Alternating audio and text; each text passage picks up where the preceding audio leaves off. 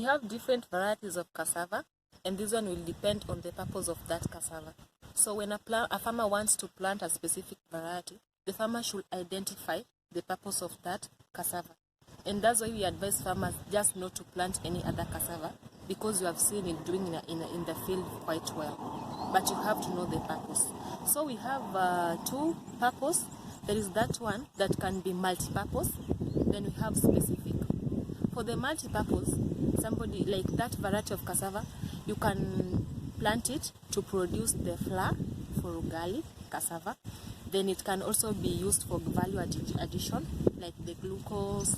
And you can also boil it and eat it that way. Some people also take it raw. It is also good for health. But now when we talk about specific variety, it was meant for a specific purpose, and that's where farmers should become very keen. When you plant a certain variety, you find that it can only be used in production of maybe something like glucose. That is for the glucose company who wants the starch.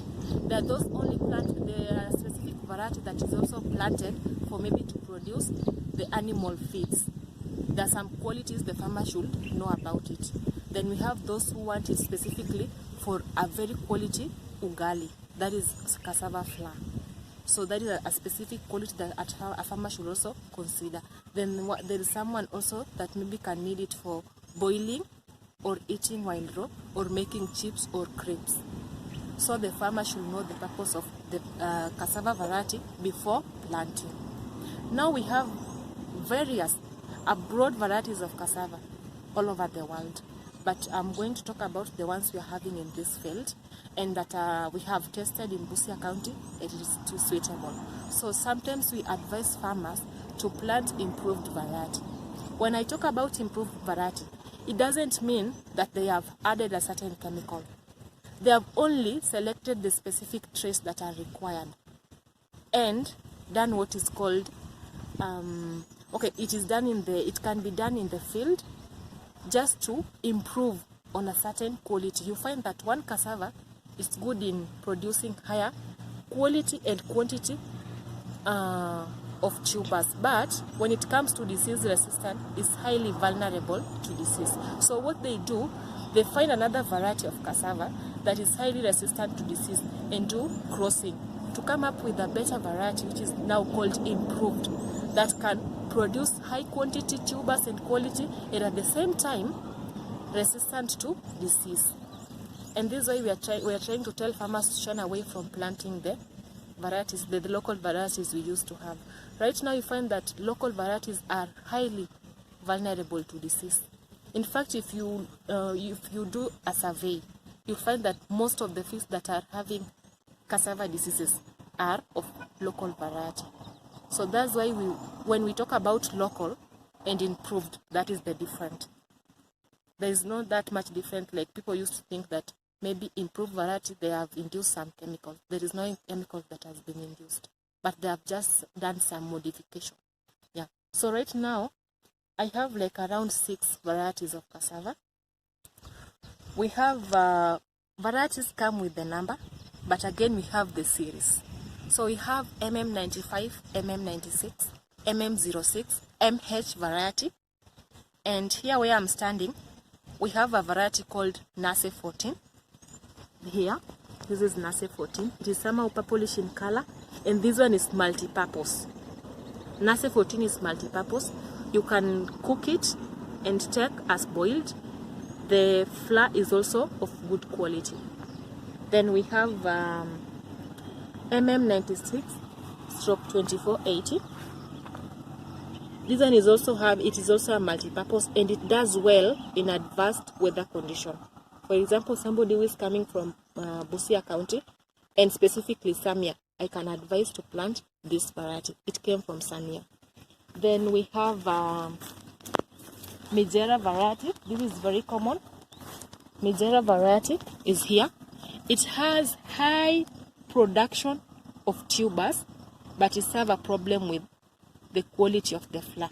For those who doesn't know how to prepare the ugali for cassava, somebody might not like it. But it has high production, level in terms of tuber. And this one was specifically meant for starch company to produce glucose. That was the main purpose. That's why I said you have to know the purpose of the variety you are planting. Then we have MM06. MM06 is here. It's almost even producing the seeds. And I said the seeds are not viable. So please don't harvest the cassava seeds for planting. These are the seeds. This is MM06. Then we have MH. We have MH06. MH06 is here. MH06. They might look alike because I said they are from the same class, but they have different series. MM96, MM06, MH06. Yes. And which one? I think those are the varieties that are in this field. And yeah, those are the varieties that we are having in this field for today. So where we are standing here, this is how a normal farmer should plant. The spacing of cassava is 1 meter by 1 meter. This is to help in high production of the tubers because a farmer requires the tubers. So when you do the spacing of 1 meter by 1 meter, it will help in good establishment of the root, and the spacing will in fact give the cassava the space to broaden. So you'll find that when you do that spacing, it is best for production of the tubers. Then we have how a seed entrepreneur should plant. The seed entrepreneur is interested in harvesting the cuttings and selling them. So when you plant as a seed entrepreneur, you have to plant in a spacing of 1 meter by 0.5 meters. And why do I say that difference? When you do that spacing, you'll find that there will be higher production of the cuttings as compared to the ratio of the tubers. And that is opposite to what the farmer does. So in this field, we have the spacing of 1 meter by 0.5 meters. 1 meter is in between the rows, and 0.5 meters is from one plant to the next plant. And that's how a seed entrepreneur should plant. So you'll find that on this side, a seed entrepreneur plot, there will be high production of the cuttings, stems, as compared to the lead farmer. The lead farmer will find that the production of the stems will be lower, but the tubers will be much higher and broader. And that's the difference on how a farmer should plant and a seed entrepreneur should plant, depending on your main purpose or objective. Thank you.